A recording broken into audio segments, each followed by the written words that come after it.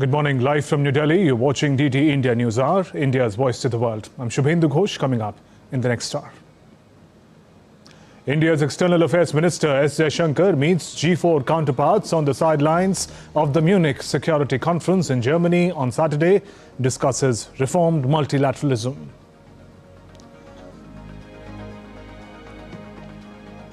European allies accuse Russia of killing opposition leader Navalny using toxic dart frog. Moscow rejects the claims as propaganda.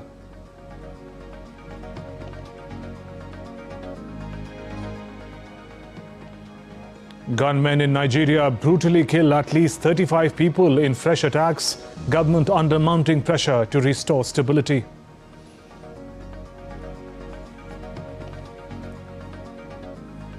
And in the T20 World Cup, India seeks to maintain their dominance as they face Pakistan in a group stage match in Colombo today.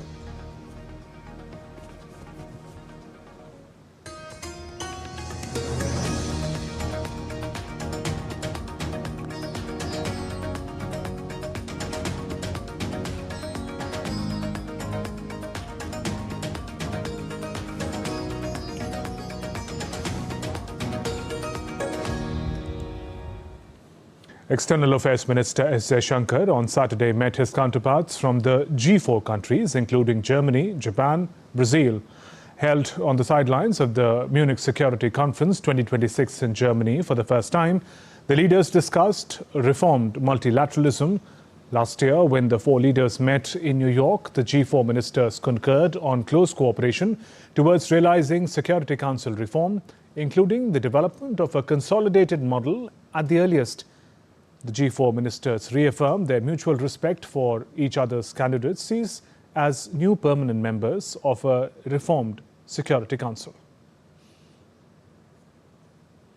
Earlier, Minister Jaishankar engaged with G7 foreign ministers. He reiterated India's strong support for UN agenda, emphasizing the need for meaningful reform of the UN Security Council. He highlighted India's role in safeguarding sea lines of communication, acting as the first responder in crisis, strengthening port security and contributing to resilient submarine cable infrastructure.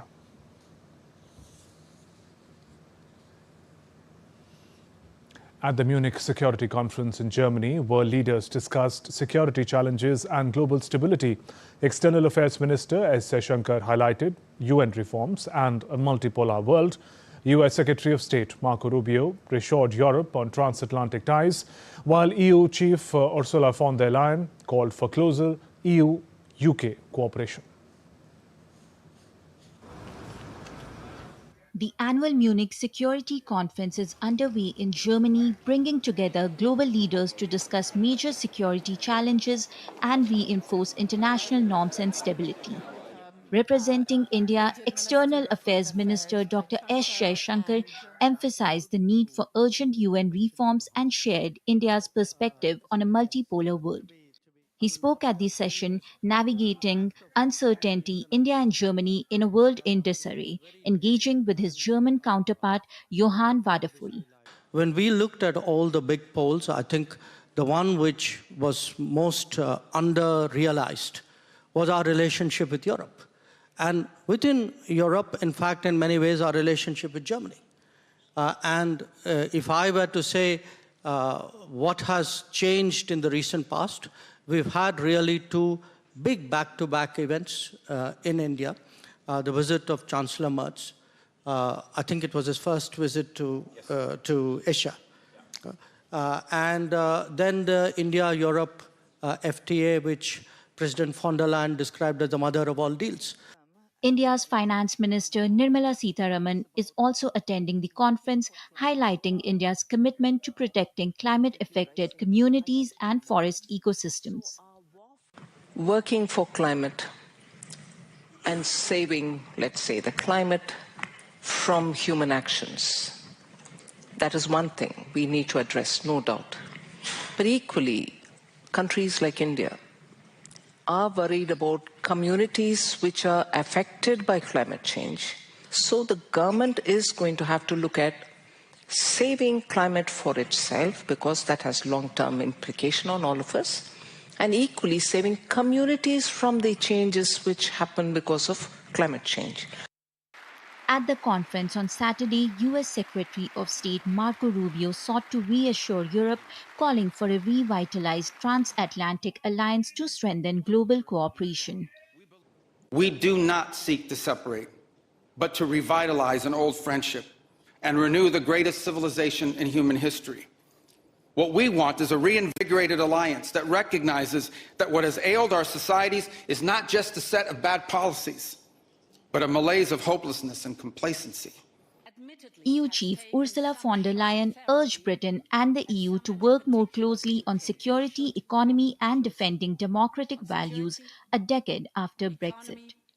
Europe, and in particular the UK, should come closer on security, on economy, on defending our democracies. 10 years from Brexit, our futures are as bound as ever.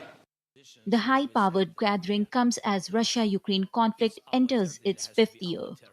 European leaders pledged to shoulder more responsibility for NATO's shared defense commitments. The Munich Security Conference underscores the growing importance of global partnerships, collective security, and multilateral cooperation in addressing today's complex geopolitical challenges. Bureau Report, DD India. Expectations are high as global leaders, policymakers, industry heads and technology experts prepare to come together to shape the future of artificial intelligence. The focus is firmly on the outcomes from responsible governance and inclusive growth to real-world deployment of AI solutions as India readies to host a key international summit aimed at turning promise into impact. As India is transitioning through a decisive phase of its development journey, artificial intelligence has emerged as a critical national enabler. Positioning AI as a tool for democratizing technology, India is focusing on access, inclusion, and equity at scale, while expanding its footprint in global technology governance. In this backdrop, the India AI Impact Summit 2026 is being held in New Delhi from February 16th to 20, marking the first ever global AI summit hosted in the Global South. The deliberations at the AI Impact Summit will be structured around 7 chakras or working groups: human capital, advancing equitable skilling and inclusive workforce transitions for an AI-enabled future of work; inclusion for social empowerment, advancing AI systems that are inclusive by design, empowering diverse communities, and ensuring equitable representation; safe and trusted AI, building globally trusted AI systems anchored in transparency, accountability, and shared safeguards for innovation; science, harnessing AI to accelerate frontier science, foster scientific collaboration, and translate breakthroughs into shared global progress; resilience, innovation, and efficiency, driving sustainable, resource-efficient AI systems that strengthen climate resilience and sustainability; democratizing AI resources, promoting equitable access to foundational AI resources for inclusive innovation and sustainable development worldwide; AI for economic development and social good, leveraging AI to enhance productivity, innovation, and inclusive development across economies and societies. The India AI Impact Summit 2026 is expected to deliver focused, outcome-driven results aligned with national priorities. The summit will focus on practical AI deployment, policy alignment, and institutional coordination across government and industry. It will strengthen AI governance frameworks, assess regional readiness for AI-led growth, and support skill development and workforce transition. The summit will also boost awareness of AI applications and foster partnerships among government, academia, startups, and industry to drive responsible and inclusive AI growth. By linking policy with implementation and innovation with public purpose, the summit is poised to position India as a key convener in global AI cooperation, reinforcing a shift from dialogue to delivery and underscoring India's commitment to responsible, inclusive, and development-oriented artificial intelligence. Amish Mahajan's report for DD India.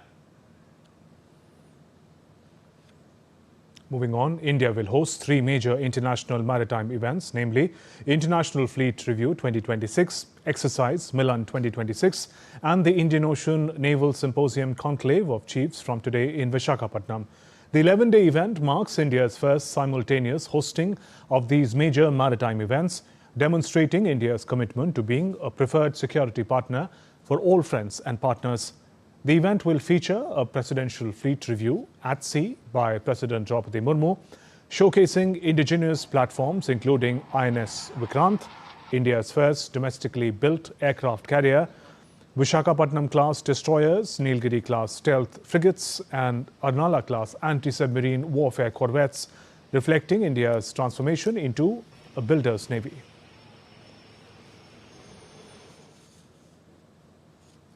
Exercise Milan Sea and Harbour phases will focus on interoperability, maritime domain awareness, anti-submarine warfare, air defence and search and rescue operations.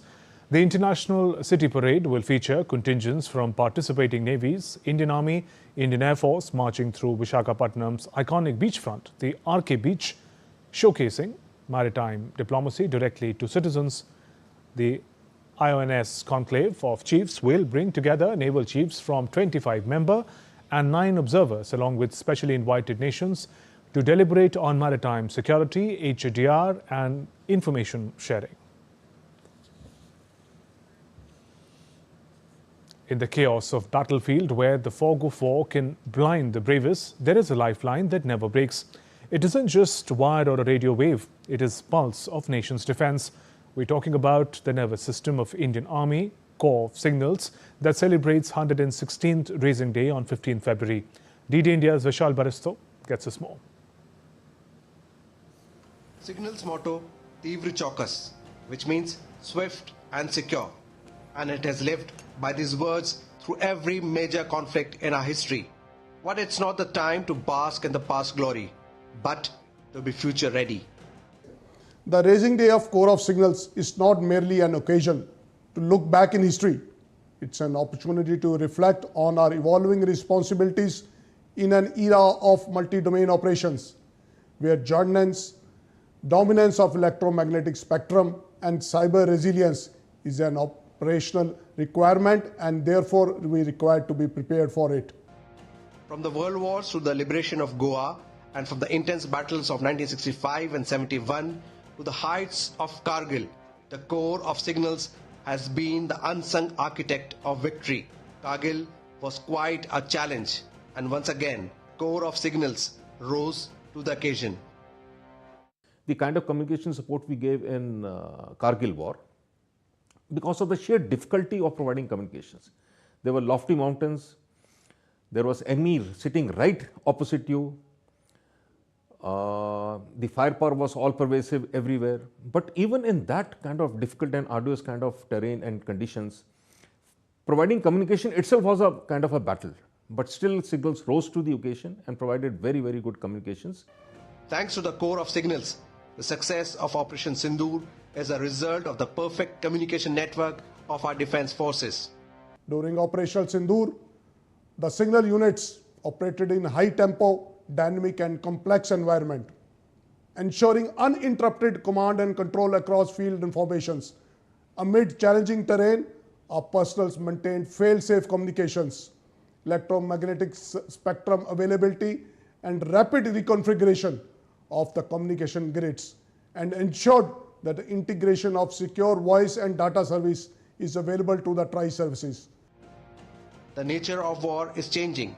Battlefield is no longer just physical. It is digital and full of artificial intelligence. Under the 2026 theme of the Year of Networking and Data Centricity, the Corps of Signals is leading the charge into the future. In the age of cybertronics, where cyberspace and electronics combine to present new challenges every day, the Signal Corps prepares an impenetrable shield for all our armed forces. As the motto of the Signal Corps says, Tivr Chaukas, which means intensely vigilant. Prasar Bharati for DD India. Still to come on DD India Newshour. Zelensky meets Rubio ahead of peace talks in Geneva. Venezuela releases 17 political prisoners.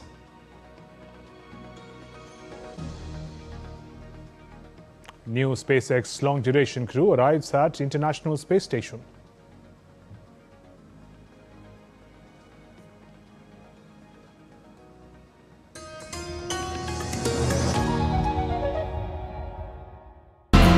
When we see so many things wrong around us, we just need to turn off our autopilot and start making conscious choices. Raja Banerjee decided things needed changing and introduced organic farming methods. His aim, producing tea in harmony with nature. Control-S is doing it, it is partnering with the government in using that treated water or the grey water into our data centers that in turn use less of power. Industrial waste is also cleaner, and there's a lot of it. Taiwan has a lot of big industry, in particular semiconductors and petrochemicals, so there's big potential for reuse there. To make the process more efficient, he created an app. The app already shows where the trees are and when they were last watered, so you can also plan a route near your home.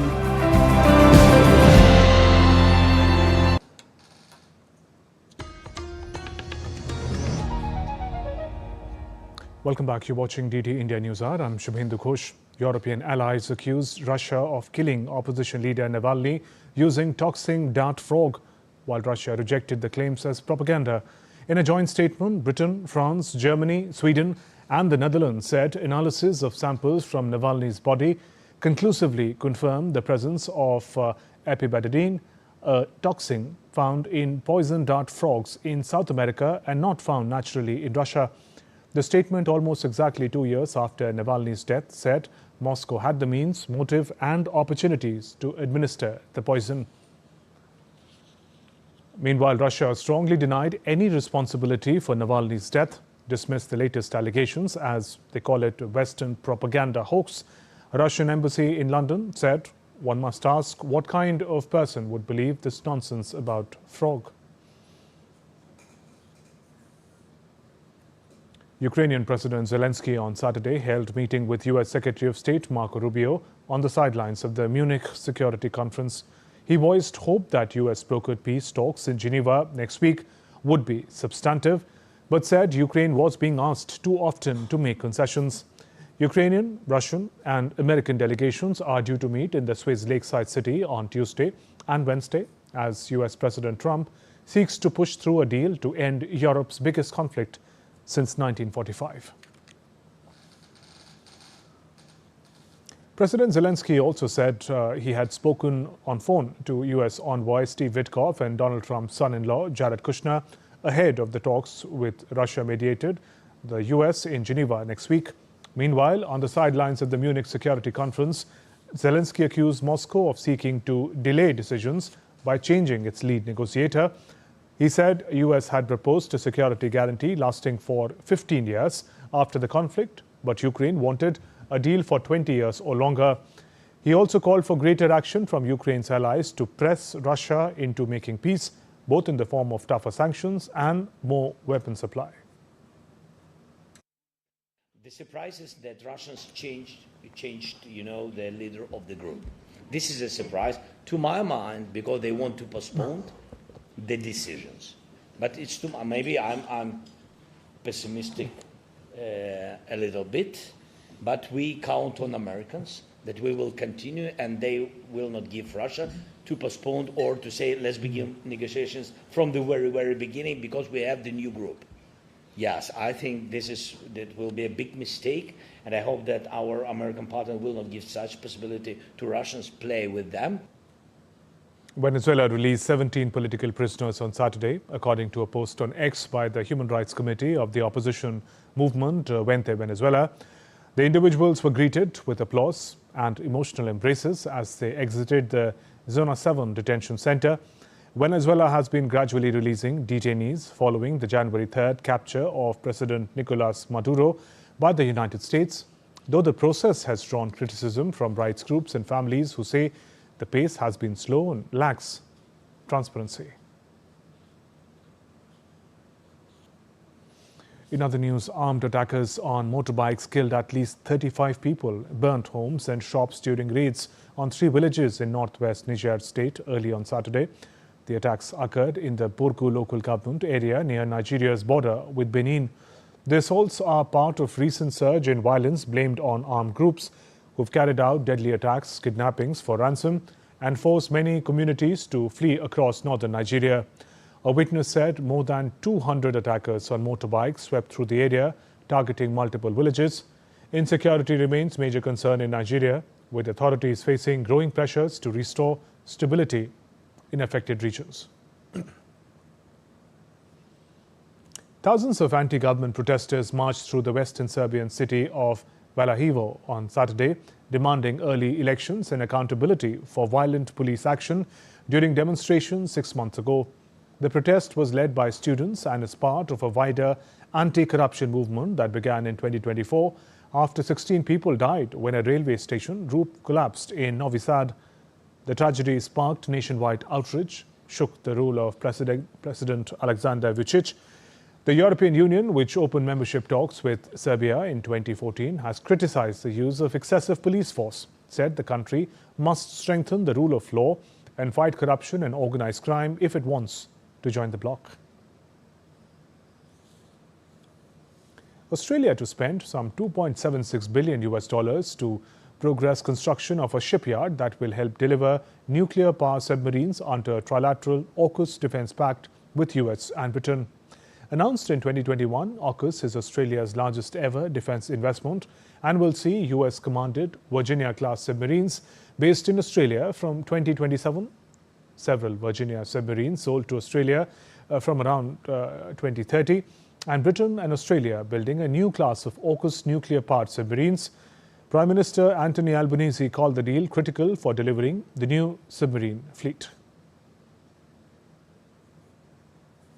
The Paris prosecutor's office on Saturday announced it was setting up a special team of magistrates to analyze evidence that could implicate French nationals in the crimes of convicted Jeffrey Epstein.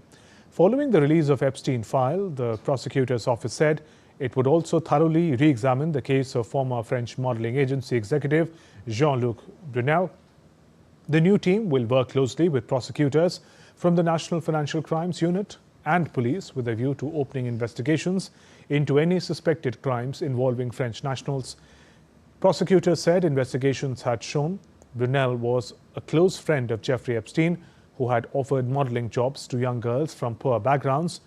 Brunel was found dead in his cell in Paris prison in 2022, while the case against him was dropped in 2023 in the wake of his death, with no other person charged. A crew of 4 astronauts, 2 of whom have never been into space, arrived in the International Space Station on a 8-month science mission on Saturday. The crew arrived aboard a Dragon capsule dubbed Freedom after it was launched on SpaceX rocket from Florida on February 13th. Crew 12 was led by Jessica Meir, a veteran astronaut and marine biologist on her second trip to the space station, nearly 7 years after making history with NASA colleague Christina Koch by completing history's first all-female spacewalk. The ISS, which spans the length of a football field, ranks as the largest human-made object in the space, has been continuously operated by US-Russia-led consortium that includes Canada, Japan and 11 other European countries. The Baltic coast of Poland has been frozen over a prolonged spell of sub-zero temperatures, transforming the popular Hel Peninsula into a winter landscape. The icy conditions left large stretches of the Baltic coast covered in snow and ice, with parts of the sea surface appearing frozen over following days of sustained cold weather. Despite the harsh winter chill, visitors were seen walking along the snowy beaches and taking part in winter activities. Some people made use of frozen surface for kite skating, gliding across the ice as strong coastal winds swept through the area. The prolonged cold spell has transformed the popular seaside destination into a winter landscape. Cyclone Gizani struck the coastal province of Izambane province in southern Mozambique, bringing strong winds and damaging infrastructure. The storm toppled trees and brought down high-voltage power lines, cutting electricity and water supplies in several districts of Inhambane province. Public and private infrastructure were damaged, weather authorities said. Wind speeds reach 120 kilometers per hour, with gusts of up to 160 kilometers per hour.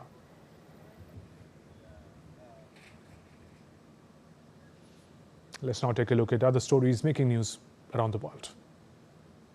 With colorful costumes and high spirits, Rio de Janeiro Samba schools prepared to parade at the Sambodrome on the second day of the carnival. The parade competition is one of the top attractions of the annual carnival celebrations that sweep the city every year. Each Samba school is made of a regiment of dancers and drummers. In Rio de Janeiro, carnival isn't just for humans. Hundreds of costumed dogs took to the streets for the annual Balacao festival in Barra da Tijuca. Participants and their pets joined the parade, showing off colorful outfits and enjoying the festive atmosphere.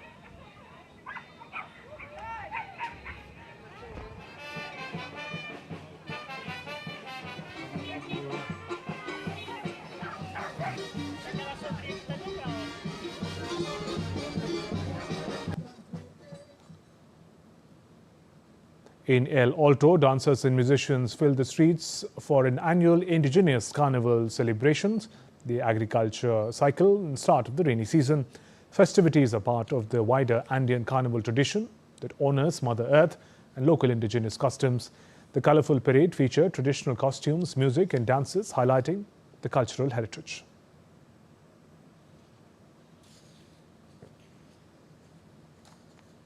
Trompeta, an Asian elephant, celebrated her 65th birthday at the Guatemalan Zoo with a special cake made of vegetables and fruit. The milestone drew attention from visitors and staff who joined in marking the long life of one of the zoo's most popular animals.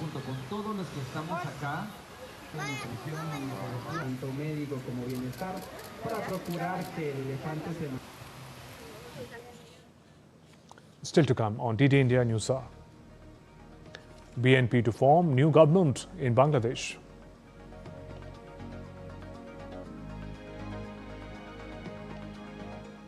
Missing Indian student Saket Srinivasai found dead in California.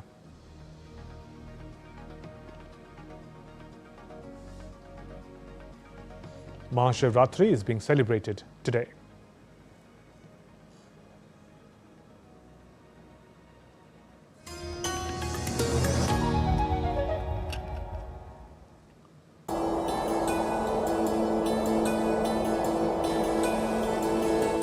गर फिरदौस बर्रुए ज़मी अस्त हमी अस्तो हमी अस्तो हमी अस्त Jammu and Kashmir, nature's finest works.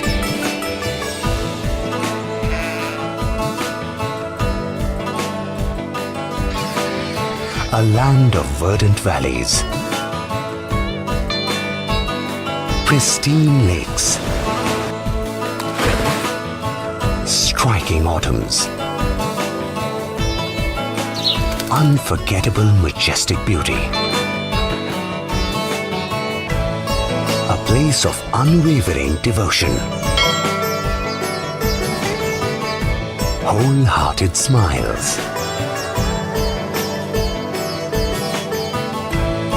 and warm hospitality.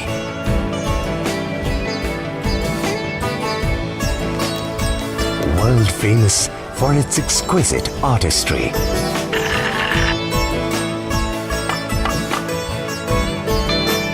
Leader in diverse agricultural products.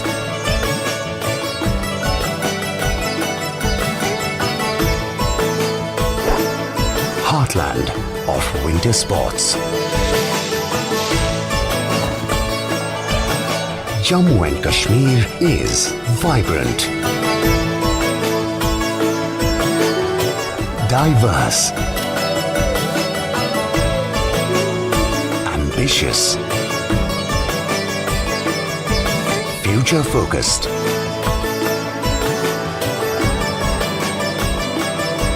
full of life.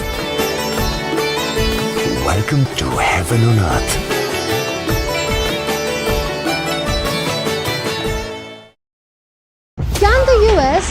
launch a bombing campaign against Iran. The Philippines vessel suffered structural damage. The saga of child sexual abuse is the United States China's debt trap strategy.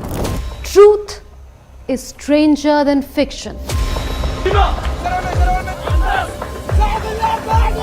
But sometimes hard to uncover.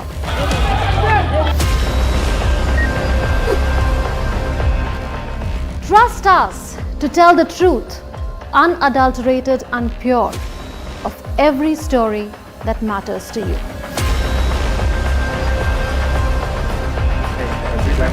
Save your You read between the lines, cut the clutter, and connect the dots to get you the full picture. Watch Connecting the Dots at these times with me, only on DD India.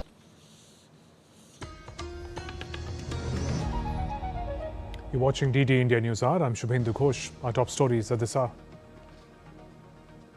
India's External Affairs Minister S. Jaishankar meets G4 counterparts on the sidelines of Munich Security Conference in Germany on Saturday, discusses reformed multilateralism. European allies accuse Russia of killing opposition leader Navalny using toxic dart frog. Moscow rejects the claims as propaganda.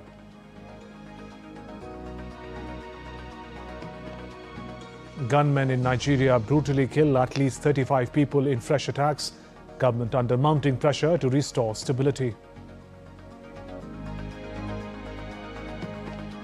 And in T20 World Cup, India seeks to maintain their dominance as they face Pakistan in group stage match in Colombo today.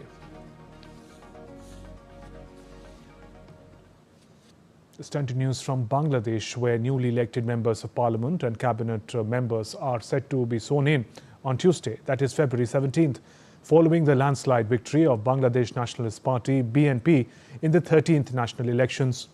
According to constitutional procedures, after the MPs are sworn in, parliamentary party that commands a majority will hold a meeting to elect its leader. The elected leader will then meet the president to formally stake claim to form the government.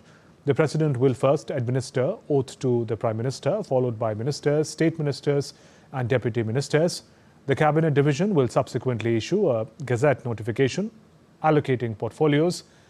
BNP secured 209 seats in Thursday's parliamentary election, held alongside a referendum. At a post-election press conference in Dhaka, Tariq Rahman said maintaining peace and law and order would be the top priority of the new government. Meanwhile, BNP leaders said invitations will be extended to about dozens of heads of government from the region to attend the swearing-in ceremony, including Indian Prime Minister Narendra Modi. The leader said incoming BNP government aims to strengthen bilateral ties with India and other countries based on mutual respect and shared interests. And DD India correspondent Naval Singh Parmar joins us live from Dhaka on phone line. Naval, what is the mood in Dhaka after the decisive mandate to the BNP in the elections, and just take us through their key priorities as the new government takes oath? Well, in general, people in Dhaka and Bangladesh are happy that election happened and happened peacefully. However, there are some incidents reported post-poll violence, but by and large, the situation remained under control, and there are no major reports of major level of violence during election and during counting as well as post-poll. There are some incidents of minor cases among the activists and karyakartas of BNP and the Jamaat-e-Islami, and somewhere some independent candidates karyakarta also had some tussle with the opponents. As Tariq Rahman has said in his after result press briefing, as well as the people in Bangladesh have felt in last one and a half year that the law and order condition was very poor, and the minority became a victim of the poor law and order condition, as well as the women's and media friends and the other vulnerable section of society were subjected to violence. So the top priority for the BNP government will be the restoring the law and order situation in Bangladesh and peace and tranquility in the general people of Bangladesh. Right. Also, BNP leader Tariq Rahman sent positive signals to India after the big win. But in the context of the recent unrest, give us a sense of how BNP looks at the issue of minority rights and ties with India. Well, India and Bangladesh are a close neighbor, having a more than 4,000 kilometers long border, and our economies are also very interconnected. Like Bangladesh and India-Bangladesh trade in previous year was around 18 billion.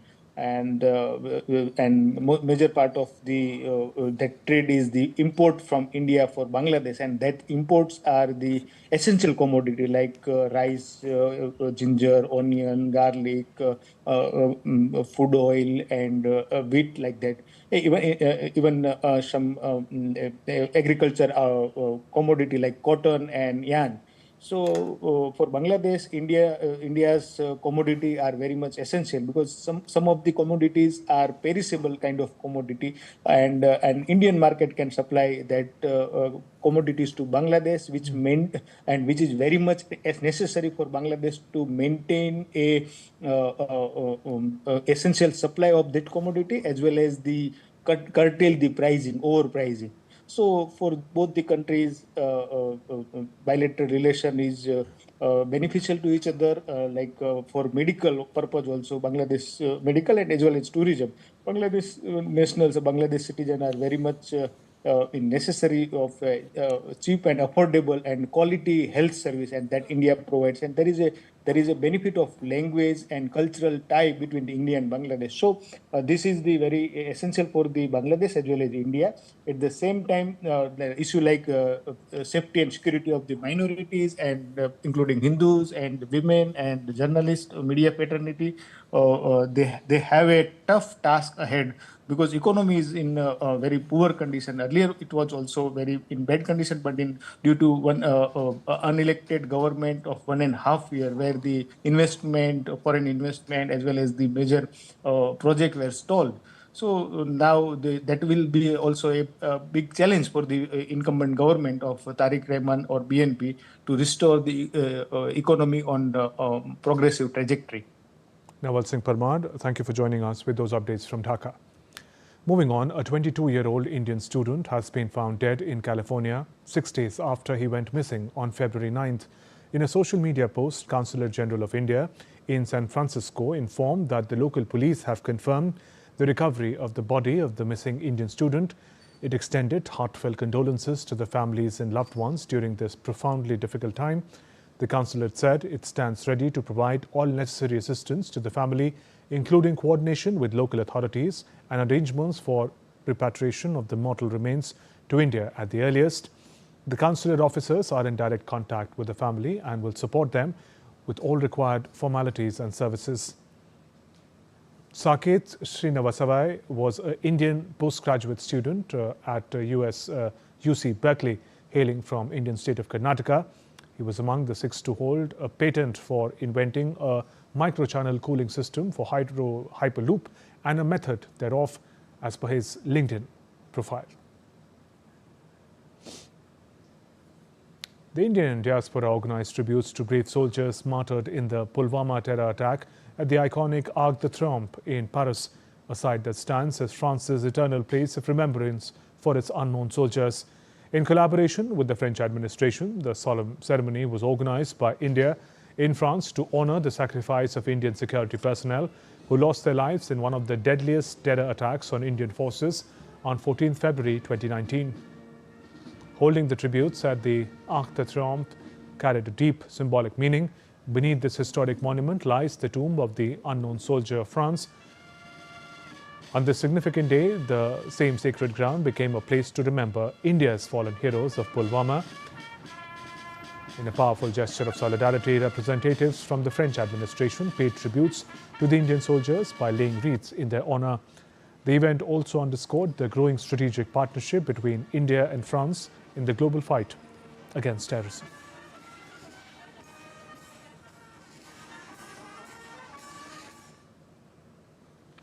Mahashivratri, one of the most sacred festivals for Hindus dedicated to Lord Shiva, is being celebrated today with immense devotion across the country. Observed in the month of Phagun, 12th and last month of the Hindu lunar calendar, The festival marks a night of fasting, prayers, chanting and spiritual awakening.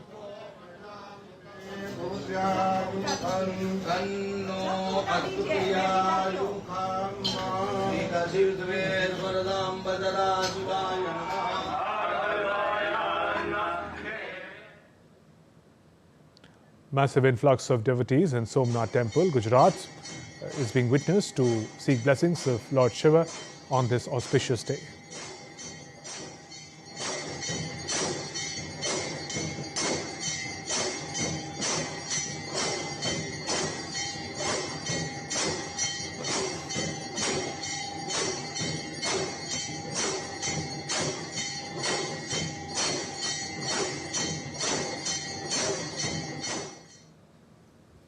Devotees gathering at Mahakal Temple in Madhya Pradesh on the occasion of Mahashivratri is being witnessed.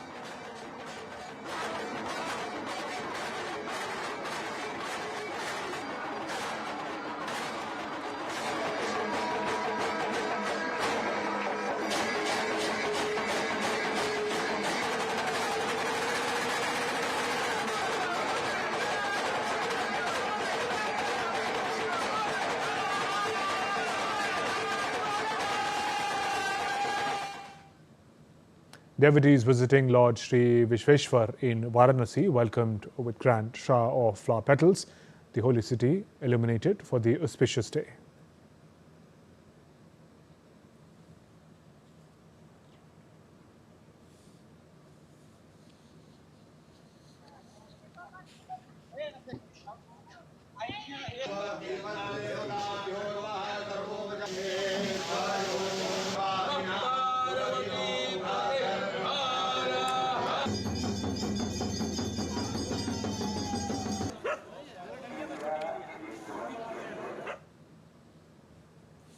On the auspicious occasion of Mahashivratri, sand artist Doordarshan Patnaik created an installation at Odisha's Puri beach crafted with 17,000 sacred Rudraksh beads and some 500 miniature Shiva lingas, spreading the divine message of Har Har Mahadev.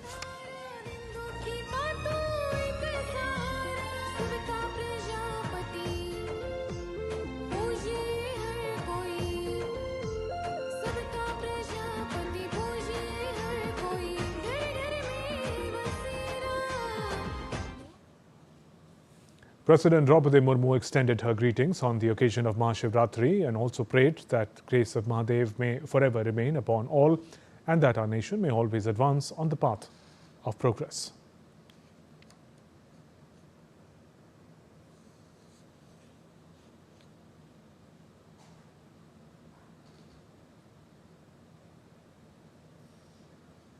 Prime Minister Narendra Modi also extended his greetings on the auspicious day of Mahashivratri. In a post on X, he writes, and I quote, "To all my family members across the country, countless best wishes on Mahashivratri.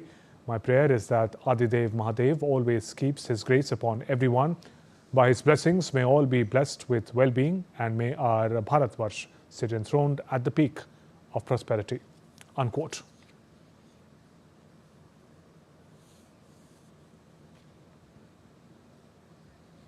And we're heading for a short break. There's more coming up.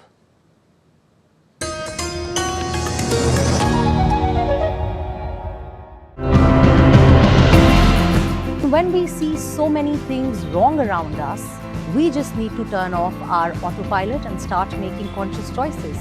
Raja Banerjee decided things needed changing and introduced organic farming methods. His aim, producing tea in harmony with nature. Control-less is doing it is partnering with the government in using that treated water or the grey water into our data centers that in turn use less of power. Industrial waste is also cleaner, and there's a lot of it. Taiwan has a lot of big industry, in particular semiconductors and petrochemicals, so there's big potential for reuse there. To make the process more efficient, he created an app. The app already shows where the trees are and when they were last watered, so you can also plan a route near your home.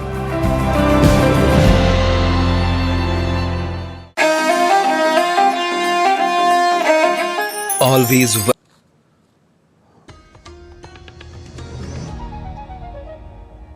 Welcome back. You're watching DD India News Hour. I'm Shubhendu Ghosh. Let's turn to some business news. The European Central Bank to expand access to its euro liquidity backstop to central banks worldwide in a move aimed at boosting the single currency's global role. The backstop mechanism, which provides funding at times of extreme financial stress, is currently only available to a handful of central banks. The new facility will extend this to central banks worldwide as long as they fulfill certain criteria. The ECB wants to prevent these tensions from leading to forced sales of euro-dominated securities, so it plans to guarantee central banks that euro liquidity will be available when needed. Let's now turn to all the action from sports. Let's talk about the India-Pakistan match. High-octane cricket is back. India takes on Pakistan in a high-voltage T20 World Cup clash in Colombo today. Both teams are unbeaten and full of confidence, while qualification may not be at stake yet. But pride, passion and history certainly are. The preview of India versus Pakistan match from DD India correspondent Narayan Singh reporting from Colombo.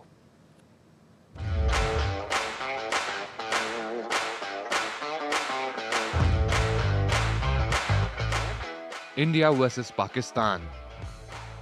It is more than just a cricket match. It is an event that the cricketing world waits for. Whether it impacts the tournament standings or not, this fixture simply has to happen. India, led by Suryakumar Yadav, take on Pakistan under Salman Ali Agha in a high-voltage Group A clash at the R. Premadasa Stadium in Colombo on Super Sunday. Both teams come into the game unbeaten with 2 wins each. From a tournament perspective, a loss may not hurt qualification chances much. But when it comes to pride, emotion and history, everything is at stake. India have had the upper hand in recent years. They lead Pakistan 7-1 in T20 World Cups. Their batting looks explosive at the top, solid in the middle and powerful at the finish. Their spin attack offers variety, and then there is Jasprit Bumrah, a bowler who changes games in big moments. In the spotlight will be Hardik Pandya. He has enjoyed success against Pakistan with both bat and ball, and his all-round ability gives India balance. For Pakistan, hope begins at the top. Sahibzada Farhan has looked confident against India in recent meetings and even handled Bumrah well during the Asia Cup. Shahin Shah Afridi will lead the pace attack, while their spinners could come into play on what might be a slightly flatter surface. There is also rain in the air in Colombo, which could make conditions tricky. Dew later in the evening might influence the toss. The wait is finally over. The India versus Pakistan high-voltage clash is upon us. We often call it a rivalry, but the stats shows a different story. If Pakistan wants to really convert it into a rivalry, they have to produce something extraordinary in this match. With camera person Satyak Pras Dubey, Narayan Singh, DD India, Colombo. And my colleague Narayan Singh joins us live from Colombo. Narayan, India-Pakistan match is always a blockbuster context. What can we expect today?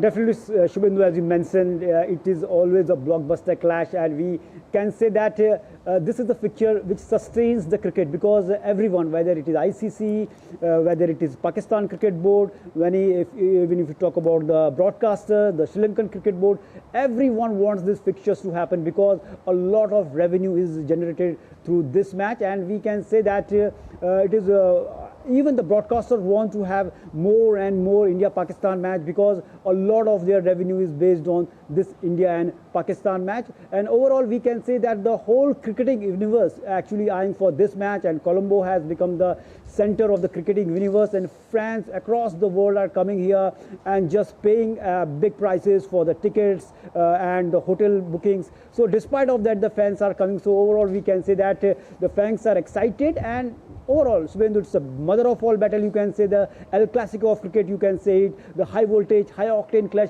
You can give him this match a multiple names. But coming to cricket, I want to say that this Indian team is a fantastic team. If you take a look, their record after the 2024 World Cup, they have won more than 30 T20 international matches and lost only 5 matches.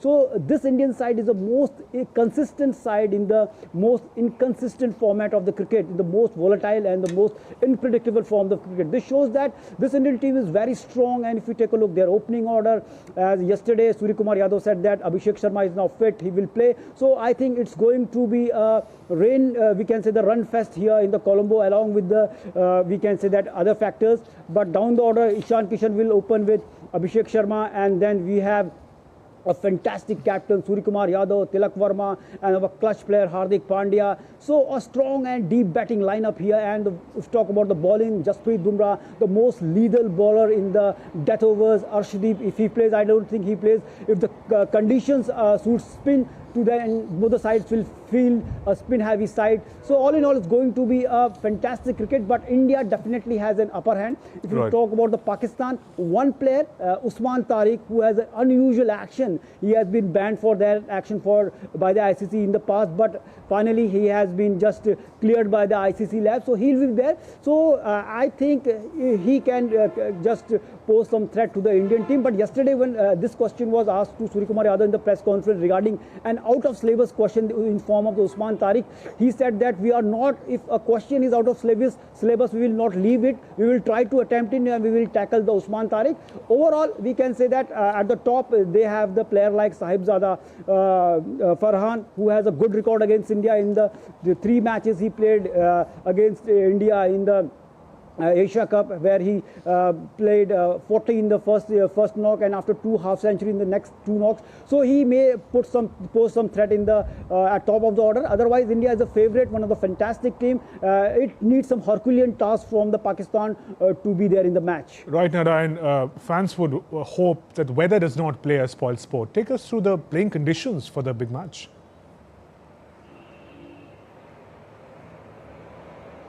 Shubhendu, as according to the Sri Lankan Meteorological Department, there will be a low pressure area will be created in the Bay of Bengal. Because of that, thunderstorms maybe we see in the afternoon. Right now there is bit cloudy weather, but so far there is no rain, but the rain has been predicted after the afternoon. And before 1 hour of the match, there are scattered thunderstorm, and also mini, we can say that stoppage in the match, a delayed start we can witness because of the weather conditions. So the fans are expecting that match will happen, even if it's a rain curtailed match, even a rain shortened match.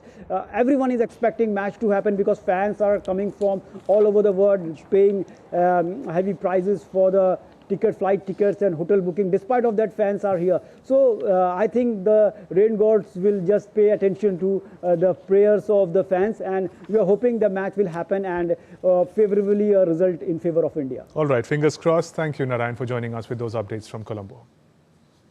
Fans from across the globe have gathered at the iconic R. Premadasa Stadium, turning the city into a carnival of colours, chants and passion. DD India's Narayan Singh gets us more from Colombo. Not only the cricketers are preparing for the marquee clash between India and Pakistan, but the fans are also preparing. Each and every fan is trying to find out a unique way to show his love for the game.